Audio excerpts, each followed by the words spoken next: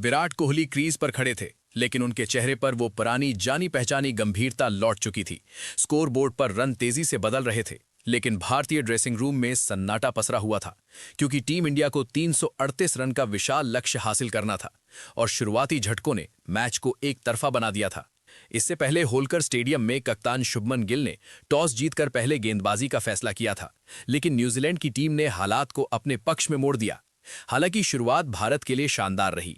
अर्शदीप सिंह और हर्षित राणा ने मिलकर सिर्फ 58 रन पर न्यूजीलैंड के 3 अहम विकेट गिरा दिए और ऐसा लगने लगा कि मेहमान टीम बड़ा स्कोर नहीं बना पाएगी। लेकिन इसके बाद डैरिल मिचेल और ग्लेन फिलिप्स ने पारी को संभाल लिया। दोनों ने भारतीय गेंदबाजों पर दबाव बनाते हुए शतक जड़े और न्यूजीलैंड की टीम को 337 रन के मजबूत स्कोर तक पहुंचा दिया। 338 रन के लक्ष्य का पीछा करने उतरी भारतीय टीम को जोरदार शुरुआत की जरूरत थी, लेकिन हालात इसके उलट हो गए।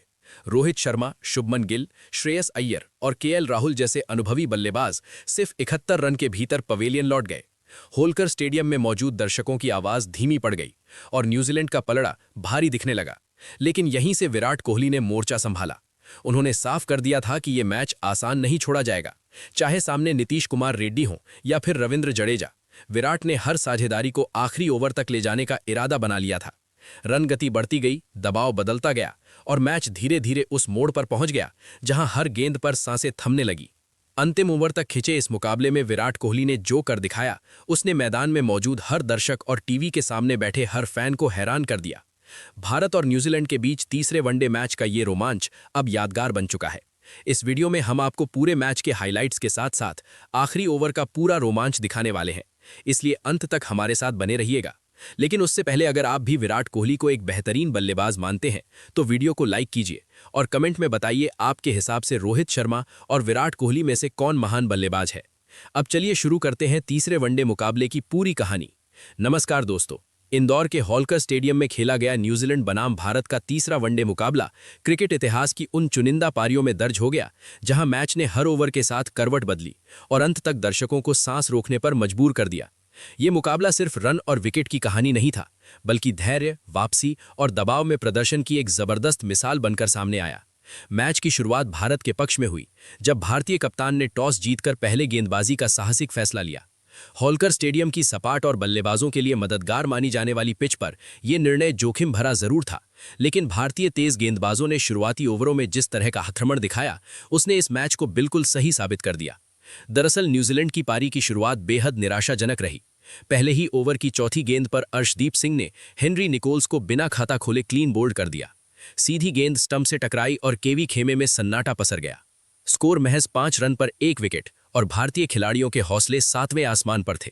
इस शुरुआती झटके से न्यूजीलैंड संभल भी नहीं पाया था कि अगली गेंद में एक और बड़ा झटका लगा।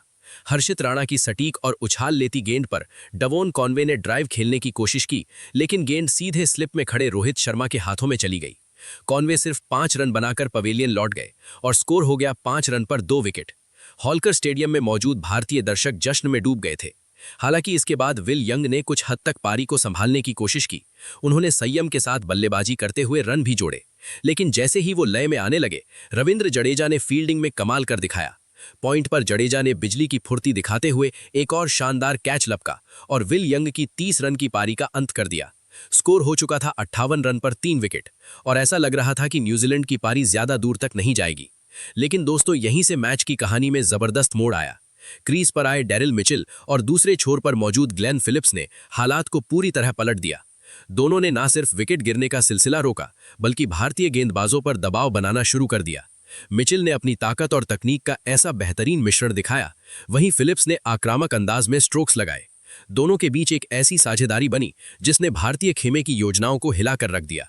डैरिल मिचेल और ग्लेन फिलिप्स के बीच 219 रन की ऐतिहासिक साझेदारी ने मैच को पूरी तरह न्यूजीलैंड के पक्ष में झुका दिया। मिचेल ने धैर्य और आक्रामकता का संतुलन बनाए रखते हुए 137 रनों की शानदार पारी खेली, जबकि ग्लेन फिलिप्स ने भी दर्शनीय शॉट्स की मदद से 106 रन बनाए। इस स्टेडियम में बैठे दर्शक हर ओवर के साथ इस साझेदारी की ताकत को महसूस कर रहे थे। भारतीय गेंदबाजों ने वापसी की पूरी कोशिश की और आखिरकार सफलता भी मिली। ग्लेन फिलिप्स का विकेट अर्शदीप सिंह ने दिलाया जब उन्होंने एक ऊंची गेंद पर बड़ा शॉट खेलने की कोशिश की और विकेटकीपर केएल राहुल ने पीछे से सुरक्षित कैच लपक लिया। फिलिप्स की 106 रन की पारी का अंत हुआ, लेकिन तब तक वो अपना काम कर चुके थे।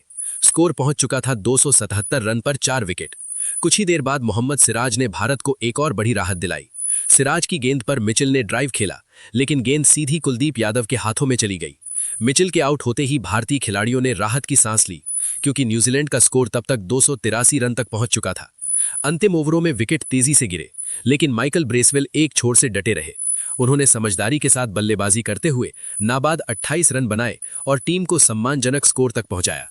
निर्धारित 50 ओवरों में न्यूजीलैंड की टीम 8 विकेट के नुकसान पर 337 रन बनाने में कामयाब रही। भारतीय गेंदबाजी की बात की जाए तो अर्शदीप सिंह ने दबाव के क्षणों में शानदार प्रदर्शन करते हुए 3 विकेट हासिल किए, तो वहीं हर्षित राणा ने भी 3 अहम सफलताएं अपने नाम की। मोहम्मद सिराज को 1 विकेट मिला, लेकिन उनकी कसी हुई गेंदबाजी ने अंतिम ओवर में रन गति को काबू में रखा।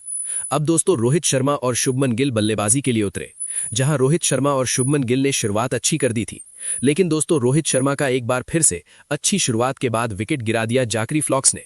और दोस्तों यहां पर 11 रन बनाकर जैसे ही रोहित शर्मा आउट हुए, फिर विराट कोहली और शुभमन गिल ने पारी को संभाला, लेकिन गिल भी यहां पर अच्छी शुरुआत के बावजूद 23 रन बनाकर आउट हो गए। और यही कारण था कि भारत की टीम इस मुकाबले में बैकफुट पर चली गई। 45 रन के स्कोर पर 2 बड़े झटके भारत को जैसे ही लगे, फिर मैदान पर उतरे श्रेयस अय्यर। जहां विराट कोहली और श्रेयस अय्यर के ऊपर जिम्मेदारी थी, लेकिन दोस्तों अय्यर भी 3 रन बनाकर आउट हुए और अय्यर का विकेट गिर जाने के बाद केएल राहुल का भी विकेट 1 रन पर गिरा, जिस वजह से भारत की टीम लगातार अपने विकेट खोती रही और एक छोर से बस विराट कोहली नाम का तूफान मैदान पर टिका रहा। बाकी कोई भी भारत के बल्लेबाजी में आगे साथ दे नहीं पाया, जिस वजह से भारत की टीम इस मुकाबले में बैकफुट पर चली गई और इस मुकाबले में न्यूजीलैंड की टीम ने पकड़ बना ली। जहां दोस्तों न्यूजीलैंड के लिए काइल जेमिसन, जाकरी, क्रिस क्लार्क और जेडन लेनेक्स ने शानदार गेंदबाजी का प्रदर्शन करके दिखाया। बाकी दोस्तों आगे का मुकाबला पार्ट 2 में आपको बताएंगे कि अंतिम ओवर तक मैच जब गया तो अंतिम ओवर में हुआ क्या भारत और न्यूजीलैंड के इस रोमांचक मैच में। लेकिन उससे पहले आप सभी को क्या लगता है कि विराट कोहली की बल्लेबाजी को आप 10 में से कितने नंबर दोगे? कमेंट करके जरूर बताइएगा।